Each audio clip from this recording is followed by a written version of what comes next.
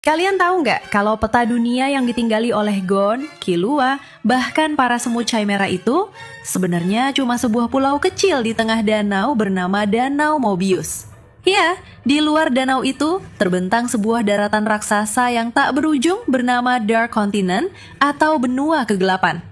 Tempat ini sangat mengerikan, sampai-sampai organisasi V5, aliansi 5 negara terbesar di dunia, membuat perjanjian internasional yang melarang total siapapun untuk pergi ke sana sejak 200 tahun yang lalu. Kenapa dilarang? Karena setiap kali ada manusia yang mencoba menginjakan kaki di sana, mereka bukan cuma pulang membawa kegagalan, tapi membawa bencana yang mengancam kepunahan umat manusia. Level bahayanya bukan lagi skala individual, tapi skala global. Bahkan Chimera Ant yang sempat bikin dunia manusia hampir kiamat, aslinya cuma spesies kelas bawah yang berasal dari pinggiran benua ini. Kebayang nggak sekacau apa ekosistem di dalamnya? Dari ratusan ekspedisi ilegal di masa lalu, tercatat hanya ada 5 ekspedisi yang berhasil kembali pulang. Sialnya, masing-masing dari mereka pulang membawa oleh-oleh kutukan mengerikan yang dikenal sebagai The Five Calamities. Yang pertama ada Bryon, senjata botani berwujud bola raksasa yang menjaga reruntuhan kuno. Dia bisa membantai seluruh pasukan elit bersenjata dalam sekejap tanpa menyisakan satu orang pun. Lalu ada Pup, makhluk pemangsa manusia yang menjaga garis pantai.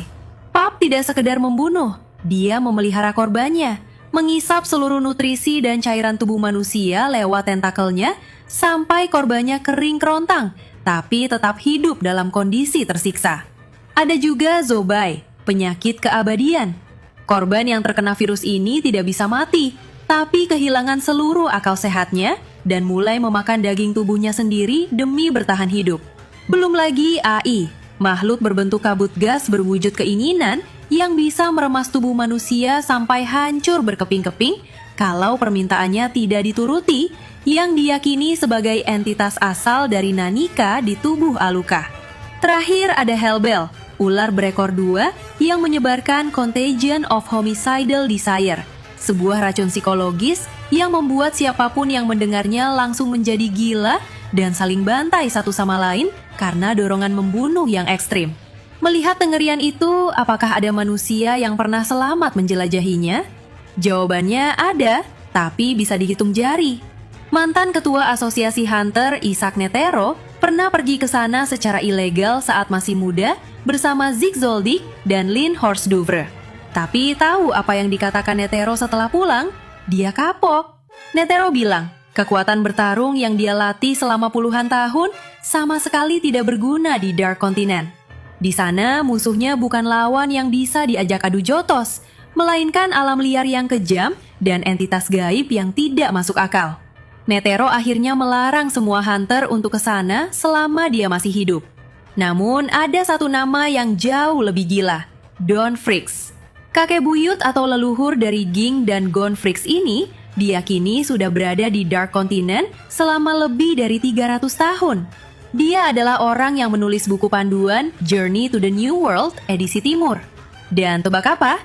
Saat ini diduga kuat Don Fricks masih hidup di sana, sedang menjelajahi bagian barat benua tersebut sendirian untuk menulis kelanjutan bukunya sambil mengonsumsi tanaman ajaib pembawa umur panjang. Gen keluarga Fricks memang benar-benar di luar nalar.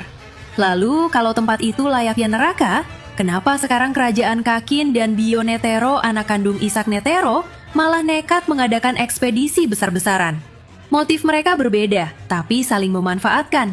Bagi Bio Netero, ini adalah pembuktian diri dan impian terbesarnya yang tertahan selama puluhan tahun akibat larangan ayahnya. Bion adalah tipe penjelajah sejati. Dia tidak peduli pada aturan dunia manusia, dia hanya ingin menaklukkan wilayah baru yang belum pernah dijamah siapapun.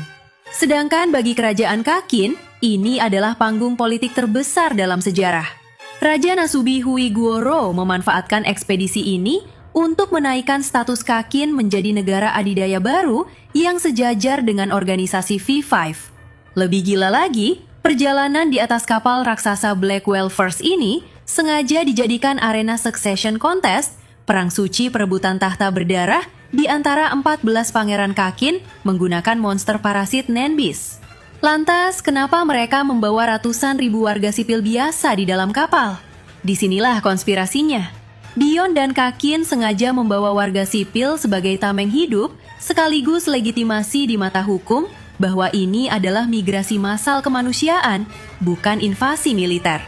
Ditambahnya lagi, di dalam sistem supranatural, diduga kuat menjadi bahan bakar atau tumbal untuk memicu ritual Nen raksasa. Menurut kalian, siapa pangeran yang bakal bertahan hidup sampai ke Dark Continent?